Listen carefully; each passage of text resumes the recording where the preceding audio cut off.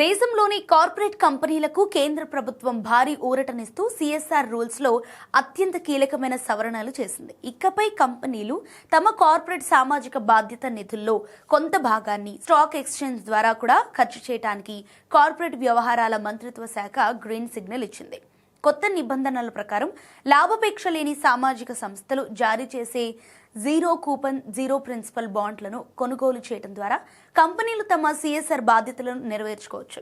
ఈ చారిత్రాత్మక నిర్ణయం వల్ల భారతదేశంలో సామాజిక సేవా రంగాలకు నిధుల కొరత తీయడమే కాకుండా నూతనంగా ఏర్పడిన సోషల్ స్టాక్ ఎక్స్చేంజ్లకు భారీ బూస్టింగ్ లభించనుంది. అంతేకాదు, గతంలో సిఎస్ఆర్ నిధుల వినియోగంలో ఉన్న పరిమితులను సడలిస్తూ మూలధన ఆస్తుల సృష్టితో పాటు నిర్దేశిత ప్రాజెక్టులకు 5 ఏళ్ల వరకు సమయాన్ని పొడిగించింది. ఇప్పటి వరకు కార్పొరేట్ నిధులు అందక అల్లాడిపోతున్న ఎన్నో స్వచ్ఛంద సంస్థలకు ప్రభుత్వ తాజా నిర్ణయంతో కొత్త జవసత్వాలు రానున్నాయి.